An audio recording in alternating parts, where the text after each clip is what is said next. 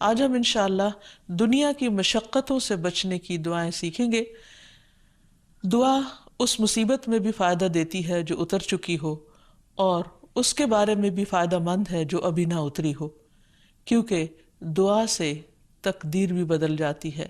اس لیے انسان کو دعا کرتے رہنا چاہیے، ان حالات کے بارے میں بھی جو انسان کو پریشان کر رہے ہوں، اور ان تفکرات اور ہموم اور غموم کے بارے میں بھی جو آئندہ کے بارے میں انسان کو لاحق ہوتے ہیں، کل کی پریشانیاں جو انسان کے دل کو گھیرے ہوئے ہوتی ہیں، ان کے لیے بھی انسان کو اللہ سبحانہ و تعالیٰ کے آگے آہ فریاد کرنی چاہیے، دعائیں مانگتے رہنا چاہیے، اور اللہ تعالیٰ کا وعدہ ہے کہ تم مانگو میں تمہاری دعا قبول کروں گا۔ اور جب بندے آپ سے میرے بارے میں پوچھیں کہ میں کہاں ہوں تو انہیں بتا دو کہ میں بہت قریب ہوں۔ اللہ تعالیٰ ہم سب سے بہت قریب ہے، سمیع مجیب ہے، وہ سنتا بھی ہے، جواب بھی دیتا ہے۔ اس لیے دعا مانگنے میں بخل سے کام نہیں لینا چاہیے، لیکن اس کے ساتھ ساتھ یہ کہ انسان دعا مانگتے ہوئے اللہ سبحانہ وتعالیٰ کی حمد و ثنا کرنا نہ بھولے، اور ساتھ ہی نبی صلی اللہ علیہ وسلم پر درود شریف بھی پڑھے۔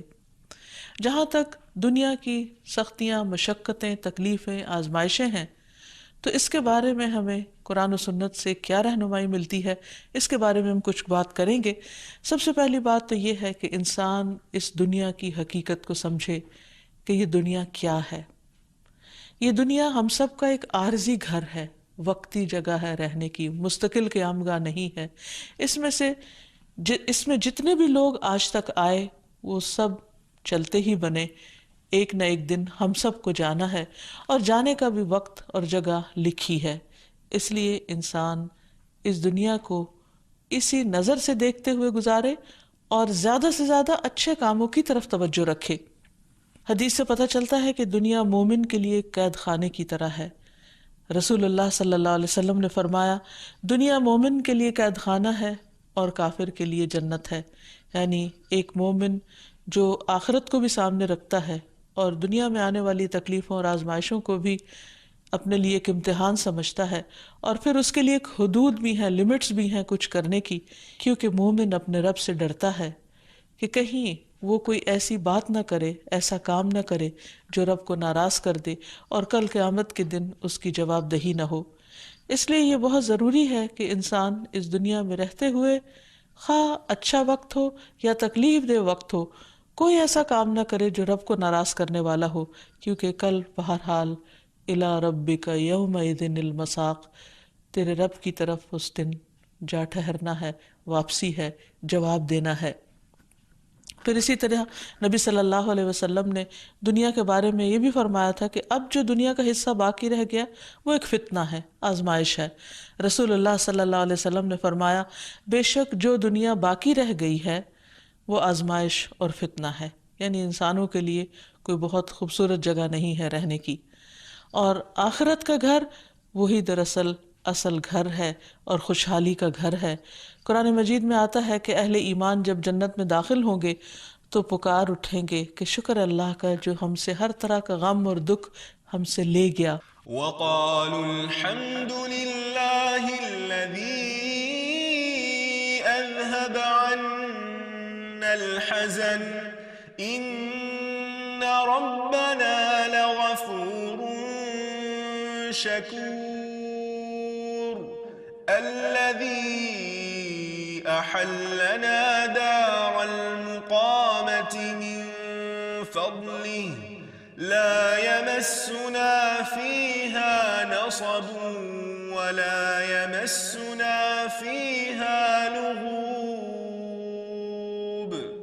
اور وہ کہیں گے کہ اس اللہ کا شکر ہے جس نے ہم سے غم کو دور کر دیا، یعنی جب وہ جنت میں پہنچیں گے تو دنیا کے سارے غم ان کو بھول جائیں گے، اور یقیناً ہمارا پروردگار بخشنے والا اور قدردان ہے، جس نے اپنے فضل سے ہمیں ابدی قیام گاہ میں لا اتارا، جہاں ہمیں نہ مشقت اٹھانی پڑتی ہے اور نہ کوئی تھکاوٹ لاحق ہوتی ہے۔ اور اللہ تعالیٰ کی طرف سے بھی یہ پیغام آئے گا، سلام علیکم طبتم فادخلوها خالدین، تم پر سلام ہو، تم خوشحال رہو، بس اس میں داخل ہو جاؤ ہمیشہ رہنے والے، یعنی اس کے بعد اب تمہیں یہاں سے کوئی نہیں نکال سکتا، تم پر کوئی غم، تکلیف اور دکھ آنے والا نہیں ہے۔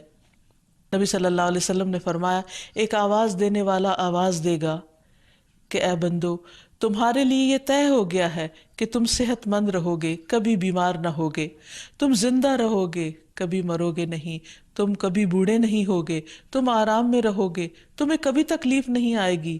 تو اللہ تعالیٰ کا یہی فرمان ہے، وَنُودُوا أَن تِلْكُمُ الْجَنَّةُ أُورِثْتُمُوهَا بِمَا كُنْتُمْ تَعْمَلُونَ، اس وقت انہیں ایک آواز آئے گی کہ تم اس جنت کے وارث بنائے گئے ہو، یہ ان نیک اعمال کا بدلہ ہے جو تم دنیا میں کیا کرتے تھے۔ یعنی وہ لوگ خوش قسمت ہوں گے جو دنیا میں ایک اچھی اللہ تعالیٰ کی رضا کی زندگی گزار کر آئیں گے اور وہاں اللہ کی رضا کو پائیں گے۔ اور پھر دنیا میں وہ شخص جو سب سے زیادہ تکلیف میں ہوگا، وہ جب جنت کا صرف ایک چکر لگائے گا، صرف ایک جھلک دیکھے گا، تو اس کو دنیا کے سارے غم دور ہو جائیں گے اور سارے غم بھول جائیں گے۔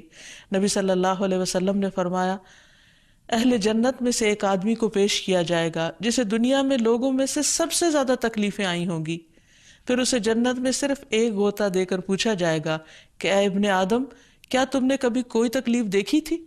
کیا تجھ پر کبھی کوئی سختی بھی گزری؟ وہ عرض کرے گا، اے میرے رب، اللہ کی قسم کبھی نہیں، کبھی کوئی تکلیف میرے پاس سے نہ گزری اور نہ ہی میں نے کبھی کوئی شدت اور سختی دیکھی۔ تو یہ ہے دنیا کی شدتوں اور سختیوں اور آزمائشوں کا حال کہ جو جنت میں جاتے ہی انسان کو ساری کی ساری فراموش ہو جائیں گی، بھول جائیں گی۔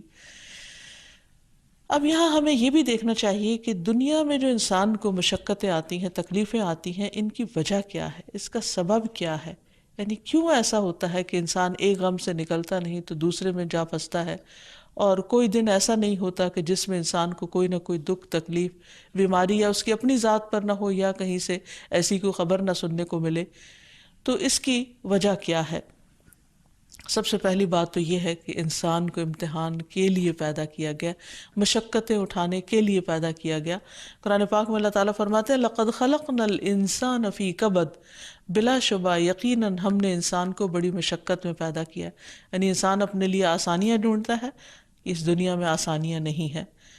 پھر دوسری بات یہ ہے کہ یہ زندگی انسان کے لیے ایک آزمائش ہے، اور اللہ تعالیٰ نے خود ہی فرما دیا کہ میں تمہیں خوف سے، بھوک سے، جان، مال اور پھلوں کی کمی سے ضرور آزماؤں گا، انہیں امتحان آئیں گے، لیکن ایسے موقع پر تمہیں کرنا کیا ہے؟ وَبَشِّرِ الصَّابِرِينَ، صبر کرنے والوں کو خوشخبری دے دو۔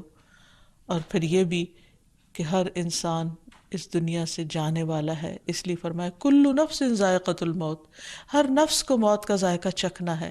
وَنَبْلُوكُمْ بِالشَّرِّ وَالْخَيْرِ فِتْنَةً وَإِلَيْنَا تُرْجَعُونَ، اور ہم تمہیں اچھے اور برے حالات سے آزماتے رہیں گے، یعنی تمہاری آزمائش تو ضرور ہوگی اور بالآخر تمہیں ہماری طرف لوٹنا ہے، یعنی قیامت کے دن اللہ تعالیٰ سے ملاقات لازم ہے۔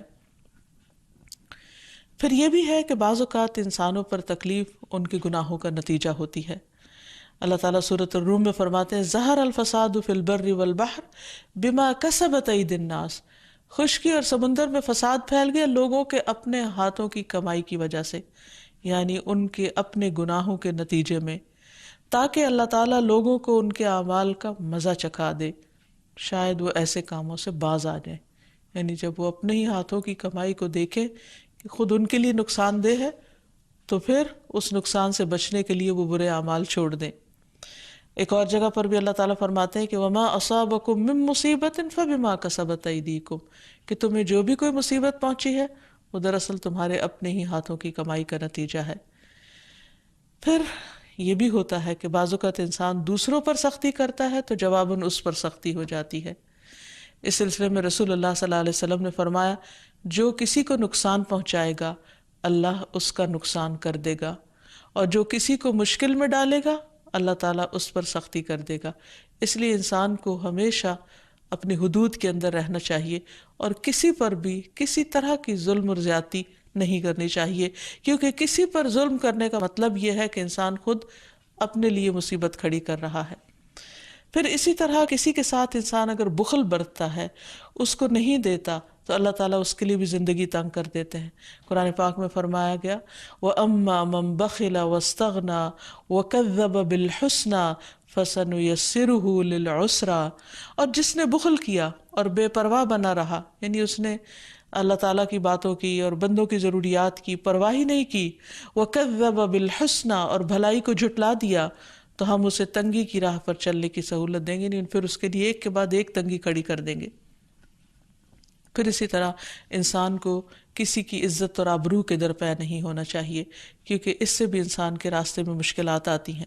ابو برزہ الاسلمی فرماتے ہیں کہ رسول اللہ صلی اللہ علیہ وسلم نے فرمایا کہ اے ان لوگوں کی جماعت جو صرف زبان سے ایمان لائے ہو اور ان کے دلوں میں ایمان داخل نہیں ہوا، مسلمانوں کی غیبت مت کیا کرو، یعنی ان کے پیٹھ پیچھے ان کی برائیاں مت کیا کرو، اور ان کی عزت و آبرو کے درپے نہ ہو، اس لیے کہ جو کسی کی عزت کے پیچھے پڑتا ہے اللہ تعالیٰ اس کی عزت کے درپے ہو جاتے ہیں، اور اللہ تعالیٰ جس کی عزت کے درپے ہو جائیں تو اس کو اس کے گھر میں ہی رسوا کر دیتے ہیں۔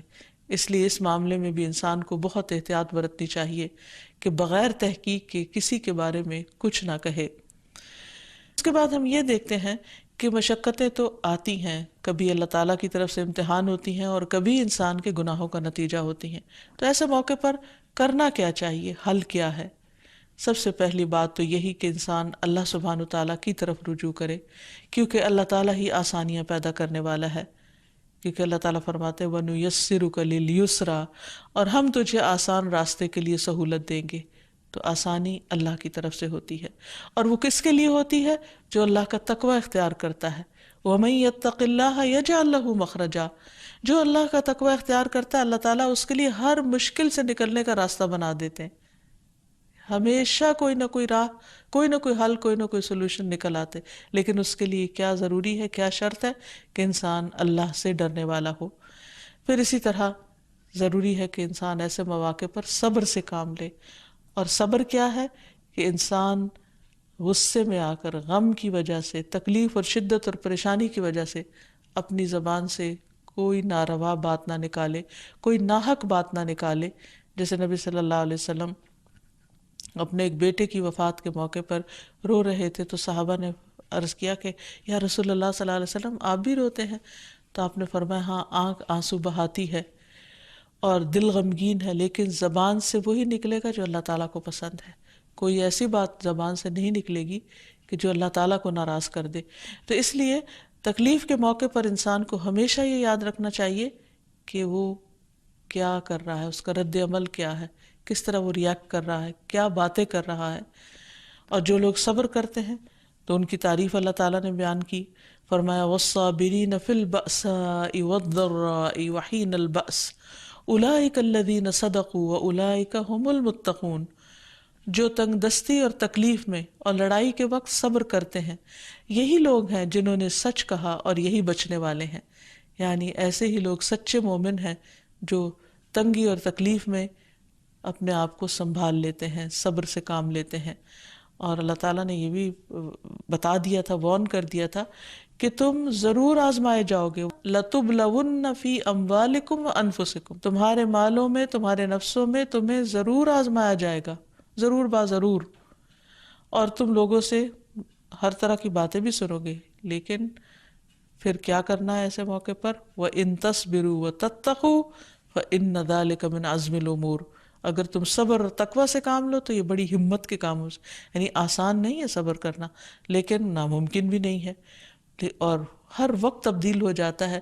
صرف اس تکلیف کے وقت میں انسان اگر اپنے آپ کو کنٹرول کر لیتا، اپنی زبان کو، اپنے ریاکشن کو ایک لمٹ اور حدود کے اندر لے آتا ہے، تو اللہ سبحانہ وتعالیٰ جلد ہی اس کے حالات تبدیل کر دیتے ہیں، اور بعض اوقات اس کو پہلے سے بھی زیادہ بہتر چیز عطا کرتے ہیں۔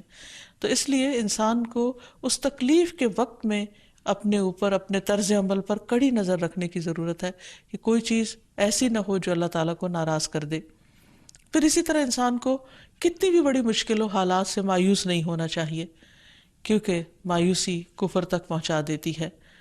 ابو رزین کہتے ہیں نبی صلی اللہ علیہ وسلم نے فرمایا ہمارا رب اپنے بندوں کی مایوسی پر ہنستا ہے، حالانکہ حالات کی تبدیلی قریب ہوتی ہے، ابو رزین نے عرض کیا کیا اللہ تعالیٰ بھی ہنستا ہے؟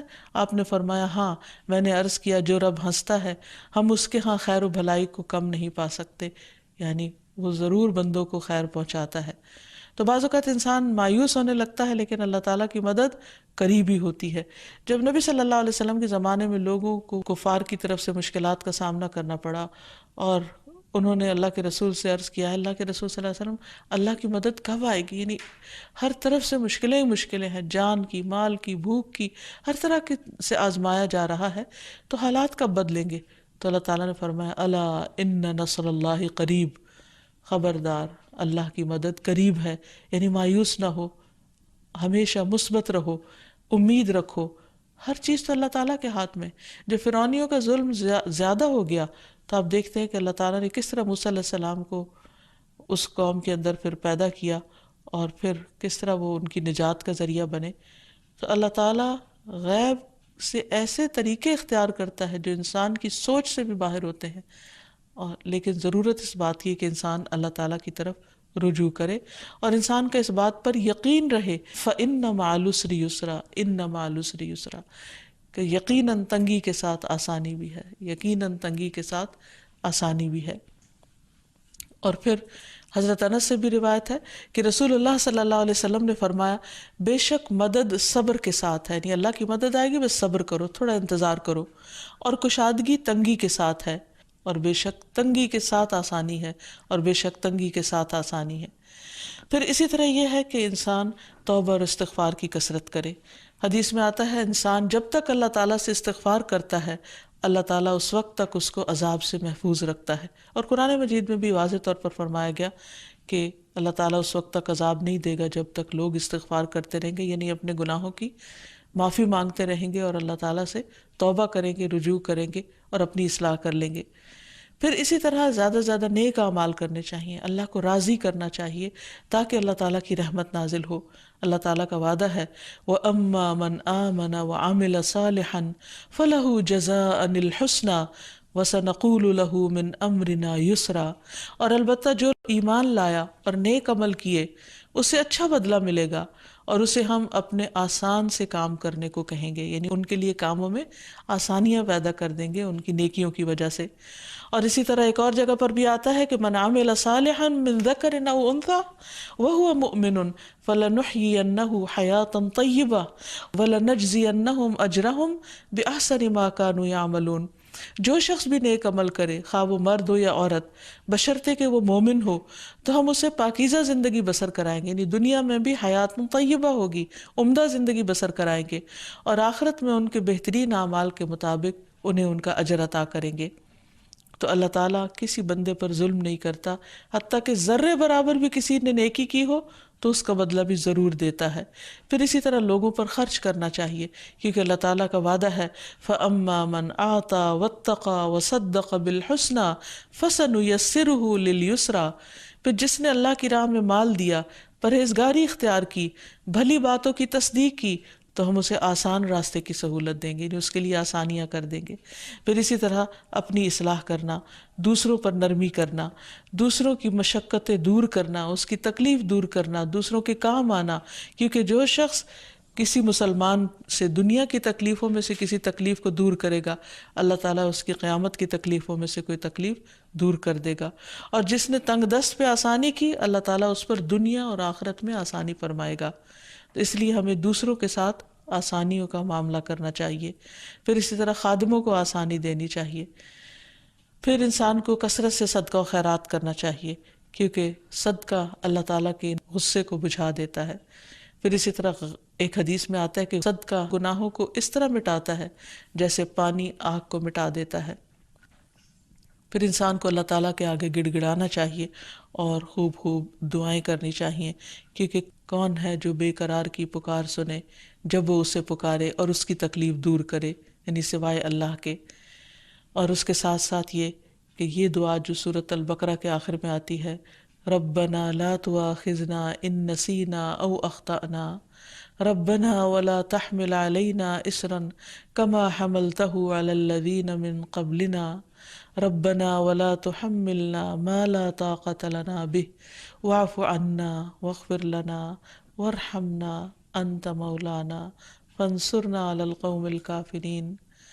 اے ہمارے رب ہم سے مواخذہ نہ کر اگر ہم بھول جائیں، خطا کر جائیں۔ اے ہمارے رب ہم پر کوئی بھاری بوجھ نہ ڈال جیسے تو نے ان لوگوں پہ ڈالا جو ہم سے پہلے تھے۔ اے ہمارے رب ہم سے وہ چیز نہ اٹھوا جس کے اٹھانے کی ہم میں طاقت نہ ہو، اور ہم سے درگزر کر اور ہمیں بخش دے اور ہم پر رحم کر، تو ہی ہمارا مددگار ہے، سو کافروں کے مقابلے میں ہماری مدد فرما۔ پھر اسی طرح کے حالات کی آسانی کے لیے دعا کرنی چاہیے۔ قال رب اشرح لی صدری ویسر لی امری، اس نے کہا ہے میرے رب میرے لیے میرا سینہ کھول دے اور میرا کام آسان کر دے۔ حدیث میں بھی آتا ہے نبی صلی اللہ علیہ وسلم مشکل وقت میں دعا پڑھتے تھے، اللہم لا سہل الا ما جعلتہ سہلا وانت تجعل الحزن اذا شئت سہلا۔ اے اللہ نہیں کوئی کام آسان مگر وہی جسے تو آسان کر دے، اور تو جب چاہتا ہے مشکل کو آسان کر دیتا ہے۔ پھر اسی طرح ایک اور دعا بھی ہے، ربنا آتنا من لدنک رحمتا وہیئ لنا من امرنا رشدا۔ اے ہمارے رب ہمیں اپنے پاس سے رحمت عطا کر اور ہمارے لیے ہمارے معاملے میں رہنمائی فرما دے۔ پھر اسی طرح کثرت کے ساتھ درود شریف پڑھنا چاہیے، کیونکہ جو شخص کثرت سے درود شریف پڑھتا ہے تو اس کی ساری فکریں دور ہو جاتی ہیں اور گناہ معاف کر دیے جاتے ہیں۔ پھر اسی طرح یہ دعا بھی، اللہم انی اعوذ بک من جہد البلاء ودرک الشقاء وسوء القضاء وشماتۃ الاعداء۔ اے اللہ میں آپ کی پناہ چاہتا ہوں سخت مشقت، بد نصیبی کے پانے، بری تقدیر اور دشمنوں کے خوش ہونے سے۔ پھر اسی طرح اللہم رحمتک ارجو فلا تکلنی الی نفسی طرفۃ عین واصلح لی شأنی کلہ لا الہ الا انت۔ اے اللہ میں تیری رحمت کا امیدوار ہوں، تو مجھے آنکھ جھپکنے تک کے لیے بھی میرے نفس کے حوالے نہ کرنا، میرے سارے معاملات درست فرما دے، تیرے سوا کوئی معبود نہیں۔ پھر اسی طرح عمومی طور پر بھی انسان دنیا اور آخرت کی بھلائیوں کی دعائیں مانگے، ربنا آتنا فی الدنیا حسنۃ وفی الآخرۃ حسنۃ وقنا عذاب النار۔ تو اللہ تعالیٰ سے دعا ہے کہ وہ ہماری ساری تکلیفیں پریشانیاں دور فرمائے اور ہمیں اپنی رحمتوں سے ڈھانپ لے اور دنیا اور آخرت پہ ہمیں بھلائیاں نصیب فرمائے۔